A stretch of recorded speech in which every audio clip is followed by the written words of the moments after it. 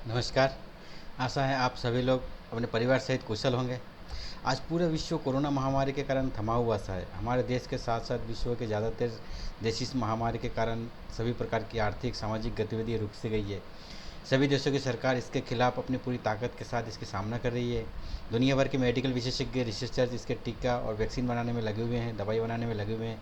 आशा और उम्मीद है कि बहुत जल्दी इसके सकारात्मक परिणाम आएंगे और दुनिया वापस अपनी पुरानी पटरी पर लौटेगी। साथियों, इस कोरोना का असर सभी क्षेत्रों के साथ साथ हमारे इक्विटी म्यूचुअल फंड निवेश पर भी हुआ है। सेंसेक्स अपने उच्चतम स्तर 42,000 से लगभग 30% की गिरावट हो चुकी है। मार्केट लगभग 30-31 हज़ार के आसपास है सेंसेक्स अभी। पिछले 3-4 साल के दौरान किया गया जो भी निवेश है आपका म्यूचुअल फंड में, वो लगभग आज नेगेटिव दिख रहा होगा। इस हालत में हमें क्या करना चाहिए? Is it a time to sell? क्या हमें इसको बेचकर निकल जाना चाहिए? नेचुरल क्वेश्चन ड्यूरिंग करेक्शन, हर गिरावट के समय यह क्वेश्चन हमारे मन में स्वाभाविक रूप से आता है। What should I do? मुझे क्या करना चाहिए? क्या मैं अपने SIP को बंद कर दूं या और मेरे म्यूचुअल फंड में जो निवेश है उसको बेच के मैं बाहर आ जाऊं? What should be the right question? मुझे डर क्यों लग रहा है और क्या ये करेक्शन परमानेंट है और मार्केट कब रिकवर होगा? मेरा रिटर्न नेगेटिव है, कब रिकवर होगा? Fear is natural for humans. डर जो है कि मानव स्वभाव है। आप में से सभी लोगों ने रोलर कोस्टर के बारे में सुना होगा, काफ़ी लोगों ने इसकी सवारी भी करा होगा। रोलर कोस्टर में सवारी और इक्विटी में निवेश लगभग एक जैसा होता है। रोलर कोस्टर में जब हम ऊपर जाते हैं तो हमें काफ़ी आनंद आता है, लेकिन जब ये नीचे आता है तो हमें काफ़ी डर लगता है।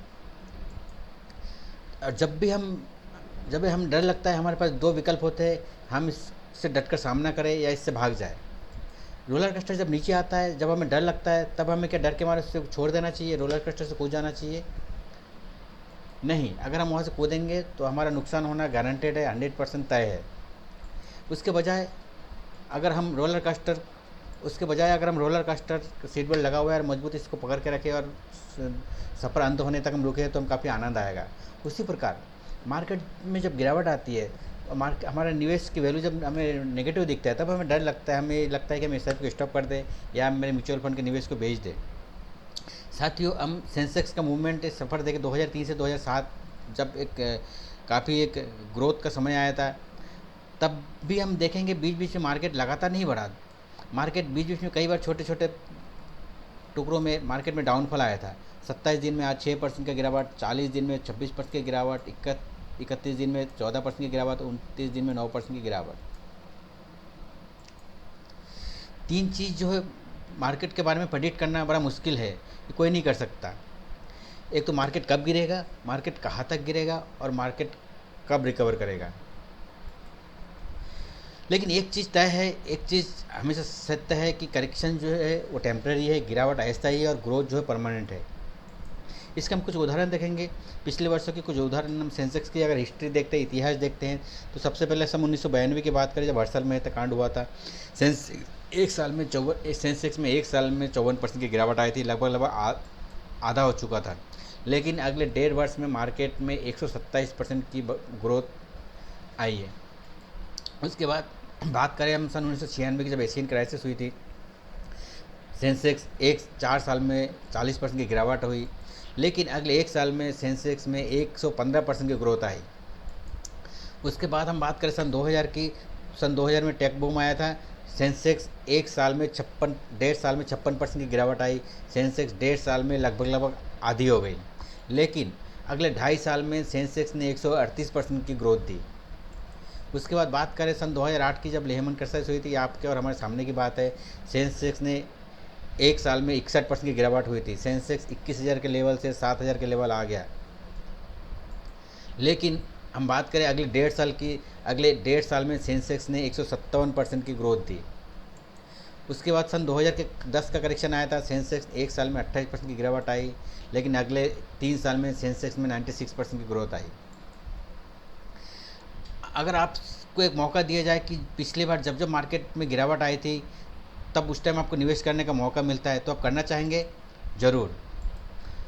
जितनी भी पिछले पुरानी जो डाउनफॉल है, पुरानी गिरावट है, उस समय का निवेश का हमें एक मौका लगता है और हमें ऐसा लगता है कि हमने एक मौका चूक गया है। लेकिन वर्तमान में जब भी गिरावट आई है या भविष्य में जब गिरावट आएगी, तब हमें एक समस्या लगती है। हम एक उदाहरण देख म्यूचुअल फंड में निवेश का उदाहरण देख सकते हैं। 14 फरवरी सन 2000 में सेंसेक्स 5,924 के लेवल पर था। अगर उस समय में जो 11 ओपन एंडेड म्यूचुअल फंड उसमें उनमें अगर कोई व्यक्ति निवेशक 1 लाख रुपए का निवेश करता, 1 साल के बाद सेंसेक्स 5900 के लेवल से 2600 के लेवल आ गया। उस 1 लाख रुपए निवेश की वैल्यू 48,119 रुपये हो गई। लेकिन अगर वह निवेशक अगले 3 साल तक मार्केट में रुकता, निवेशित रहता, 3 साल बाद सेंसेक्स वापस 6,009 के लेवल पाया, जो 1 लाख रुपए निवेश किया हुआ था उसकी वैल्यू 2,04,000 हो गई। साथियों, अगर 1 साल के बाद डाउन मार्केट में अगर मैं बेच के वह निवेशक बाहर आ जाता है 48, तो उनको परमानेंट लॉस था। लेकिन अगर वह निवेशक अगर उस समय और निवेशित रहता तो उनकी वैल्यू लगभग दुगने से ऊपर हो गई। इस संदर्भ में एक 2 मेंढक की कहानी है जो मेरे YouTube चैनल पे भी डला हुआ है। मैंने आपको इसके पहले भी आपको भेजा भी था। मैं एक बार आपको छोटे से संक्षेप में फिर सुना देता हूँ। 2 मेंढक एक बार एक दूध के बर्तन में गिर जाता है। एक मेंढक कुछ समय तक हाथ पैर मारता है और थक हार कर वो डूब जाता है, हिम्मत छोड़ देता है और डूब जाता है। लेकिन दूसरा मेंढक हिम्मत नहीं हारता और लगातार हाथ पैर मारते रहता है, हाथ पैर मारते रहता है, हाथ पैर मारते रहता है, कोशिश करते रहता है। और उसके हाथ पैर मारने के फलस्वरूप कुछ समय बाद वो जो दूध है वो मक्खन में बदल जाता है और वह मक्खन के ऊपर कूद के बाहर आ जाता है। उसी प्रकार इक्विटी या म्यूचुअल फंड में निवेश में भी हमें जब भी मार्केट गिरता है हमें हिम्मत रखना है, हमें निवेशित रहना है। हम इसका उदाहरण एसआईपी के साथ भी दे सकते हैं। अगर कोई निवेशक सितंबर 2010 में 10,000 रुपये प्रति माह की एसआईपी स्टार्ट करता, 3 वर्ष बाद उनका निवेश राशि होती 3,60,000, लेकिन 3 साल बाद उनकी वैल्यू अगर देखते हैं हम 3,57,000 रुपये होता, मतलब मूल से भी कम राशि। लेकिन अगर वह एसआईपी 1 साल और कंटिन्यू रहता तो 4 लाख उस निवेशित राशि होती 4,80,000, उस फंड की वैल्यू होती 6,95,000। और साथियों, उससे भी ताज्जुब की बात यह है कि अगर वो एसआईपी लगातार कंटिन्यू आज तक चालू रहता है तो उस एसआईपी में कुल निवेशित राशि होती 10,30,000 रुपये, जिसकी आज की वैल्यू होती 17,38,000 रुपये। कहने का तात्पर्य ये है कि जब भी मार्केट डाउन होता है तब हमें निवेशित रहना है, हमारे एसआईपी को चालू रखना है, क्योंकि डाउन मार्केट में हमारे एसआईपी में ज़्यादा यूनिट एलोकेशन होता है। लेकिन अधिकतर व्यक्ति उल्टा सोचता है और उस टाइम एसआईपी को बंद करने की सोचता है या निवेश से बाहर आने की सोचता है। हमें हमेशा वॉरेन बफेट की एक बात हमेशा याद रखनी चाहिए कि be greedy when others are fearful and be fearful when others are greedy. जब भी लोग लालची हो हमें थोड़ा डरना चाहिए, और जब भी लोग मार्केट से डर रहे होंगे तब हमें लालची होकर निवेश करना चाहिए। थैंक यू, धन्यवाद।